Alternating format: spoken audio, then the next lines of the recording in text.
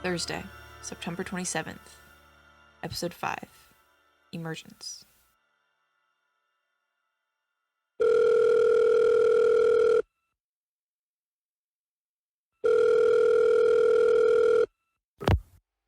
This is Sheriff York of Whitman Falls. Hey, Sheriff. Sorry to bother you on your day off. Ryan, no need to apologize. My daughters are at school anyway. What's the problem? I was looking at the file for the Holland case, and call me superstitious, but it looks like someone's been digging around in it. Did you check the cameras? Yeah, but the only person who's been in your office since the case opened up that wasn't a cop has been Parker. Parker was in my office. Yes, sir. She said she was picking up something that you forgot. Thank you for calling, Brian. I'll take it from here. Are you sure? It's your day off. No, I'm sure, Brian. Is everything all right? Ignore me if I'm overstepping, but I feel like things aren't exactly what they seem around here. It seems you might not be the only one. Are you referring to yourself? No, not yet. Thank you for calling, officer. Of course, Sheriff. Take care. You too.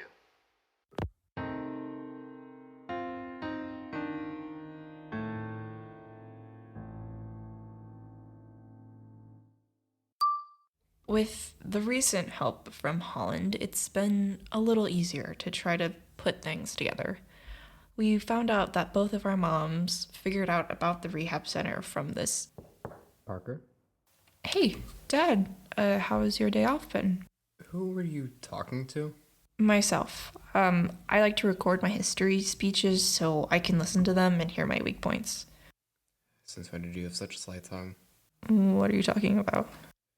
Brian called me today while you were at school. He let you into my office on Sunday night. Yeah? You told him that you were getting something for me. Yeah? Why did you lie to him? And why are you lying to me now? I'm not lying. I told him I was grabbing your stuff and he let me in. Why would you lie to him? I knew he would let me in. Parker, stop playing these games. Why did you go into my office? You want me to stop playing games? How about you stop asking me stupid questions? You know why I was in there. I was hoping to give you the benefit of the doubt. So now you do. What? Nothing. No. No what? No, that was not nothing. Parker, what is going on here? Why are you sneaking into my office to look at the Holland file? You know the type of trouble that you and I can get into. I could lose my job. What is worth that risk? You don't want to hear it. I'm your father, Parker. I always want to hear it. Fine. Okay, so in the beginning, it was just this random girl asking for some information on her friend. I didn't want to do it, but she kept calling. And now we just found out that both of our mothers found out about the rehab center the same way. These brochures around the church. Parker, I can see that there were a few similarities, and I know your mind well enough to know that it will jump to these kinds of conclusions. But Vanessa wasn't attacked. Your mother had a lot of demons in her, and it was all just too much. She was having a hard time coping without the alcohol, and she just couldn't do it. She decided to leave. That's not what she told you. That's what you came up with when we all woke up one day and she had left. Parker. No, she didn't drink again, right? You said it was hard without the alcohol, but she didn't lean on it again. She kept sober. Why would she keep fighting so hard if she was just gonna leave us? We don't know what was truly going on inside of her head. Exactly. That's my point. She left no note, Dad. She didn't even have a bag with clothes in it. Doesn't that seem a little unprepared for someone who was trying to run away? All right, maybe she didn't intend on needing to survive. Oh, okay, so now we're making up the story to where Mom killed herself. Awesome. Sounds fun. Oh, can I add to the theory list? What if a group of satanic cultists sacrificed her to their leader? Or maybe the Zodiac killer came back for one last go. Vanessa was not murdered. But how do you know she ran? She was doing better. I know you don't want to believe that she could just leave you like that, but... No, God, I am so sick of everyone saying that this is what this is about. Here's my take on things. I get it, Dad, I get that it is a lot easier to tell yourself that Mom ran away because her depression got too bad than for you to believe that maybe, just maybe, something bad happened to her. That's it, isn't it? You can't face that you, the sheriff of our town, let your wife be dragged away and murdered right under your nose, so you tell yourself that there was nothing you could do. That your wife was too broken to fix so that you don't have to look at yourself and realize that you couldn't protect her. That you weren't enough. Well, it's not that way for me, Dad, and it's not that way for Danny either. Do you know how hard it is to be 12 years old and to have to tell yourself that you weren't good enough for your mom? To lay in bed and realize that your mom isn't dead. No, she just doesn't care enough to come back. I know I'm probably connecting dots that aren't there, but I also think you're reading signs that don't actually say anything. There is something in this case, Dad, whether it has to do with Mom or not, I can feel it. And I'm going to figure out what it is. I want you to stop playing detective before you get caught, or worse, hurt. You can't stop me. I'll ground you. I'll run. Parker, please. Let me show you. Dad, we are almost there. We can get the evidence, and then the police can start looking in the right place. Parker. Fine. Just please be careful and don't get caught. Thank you.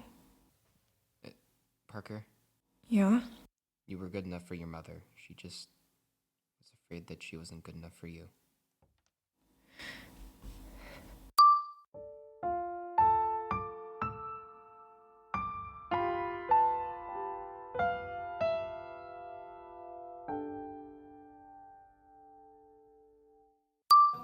Why are we doing this again? We're meeting to discuss your mom's case. No, I know that part. And then why are we recording this? It's what Parker does, like a way for her to share her ideas and notes with me without having to stop her train of thought and write them down. So it's kind of like verbally taking notes? Yeah. Okay then. Did Parker let you know if she ended up finding anything at the church? I haven't talked to her since we met up at school. It's been total radio silence. Is that unusual for her? Kinda. Sometimes it takes a while because she has a lot to say. But that was also when we weren't hanging out at school, so she'd have to call me and talk about a theory, then do the research, and then leave me a memo, which was usually after I went to sleep, so I'd have to get back to her in the morning. The whole process was much longer. But it should be shorter now. Yeah, I guess it should be. I'm sure she's fine. She probably just found a really good lead or clue and is rambling off about it. She'll get it to us eventually. And if not, we can always call her and check in. Yeah, you're right. She's fine. Anyways, back on track. So we've established that the big bad is the rehab facility, right? Yes, the Nawala Rehab Facility. But we don't know how or why. Does why really matter? Aren't you curious to why a place meant for the rehabilitation of alcoholics is suddenly murdering them 2 weeks later? Isn't that like a part of the case, you know, the motive? I guess it seems important when you put it that way. In all those true crime documentaries, they try to find a motive in hopes it will help them identify the next victim and allow them to catch the guy in the act. Exactly. But how do we figure out the motive? You have to look for connections between the victims. Connections. Okay, well, besides the obvious of being alcoholics, they were also married with at least one daughter, and they lived in Whitman Falls. That's it? I didn't know Parker's mom. I didn't even know mine was an alcoholic. There was no charity events or school meetings or sports clubs that they shared? I've only seen Parker around school. I never even talked to her until 2 days ago, and the only reason I know her dad is because he's the town sheriff. I didn't even know her mom ran away. I don't even know what her mom looks like. Okay, so I guess that means we'll need Parker for this.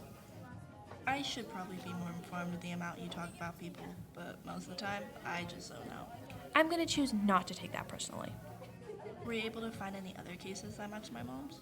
Not really. In all honesty, I was hoping Parker would break into her dad's office again and try to find some missing persons file. I don't think we could find it on the web. Our town's too small.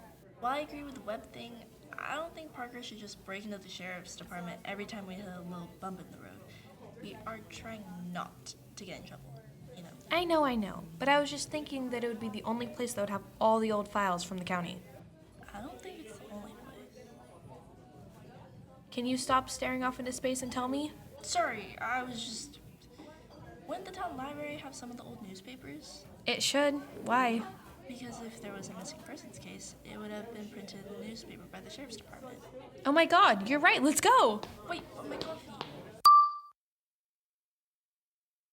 Okay, look this one up. Lowry Finch. Lowry Finch. 2 social media accounts, and that's it. Well, stalk her Insta. When was the last time she posted? That seems like an invasion of privacy. She's dead, Margo. She doesn't have any privacy to invade.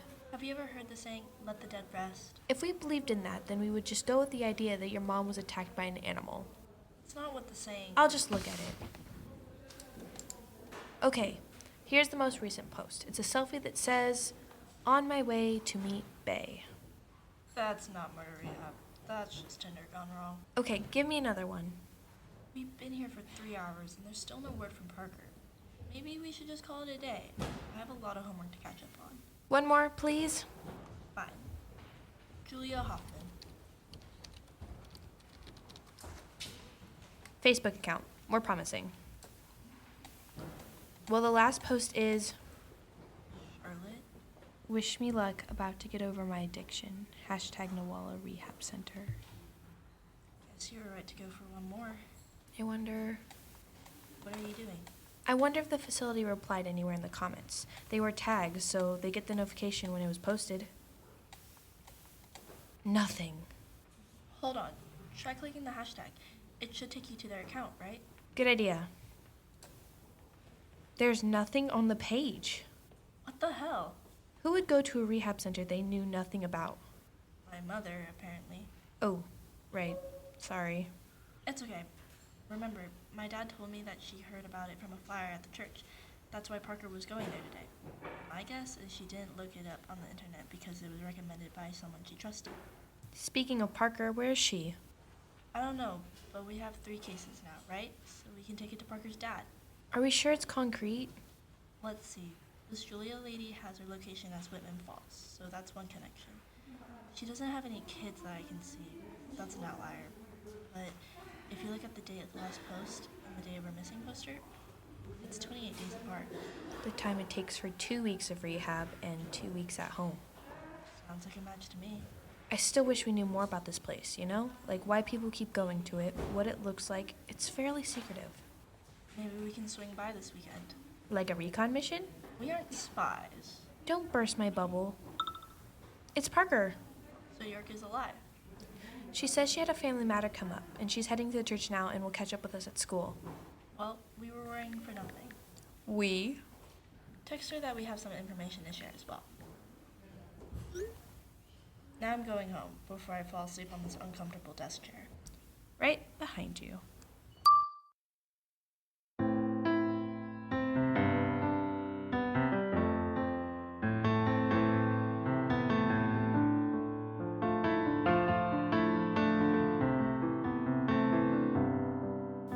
Thank you for listening to The Holland Case, with Owen Kelly as Sheriff York, Connor Branco as Officer Bryant, Caitlin Branco as Parker York, Cameron Sue as Margo Holland, and Michaela Thompson as Charlotte Miller.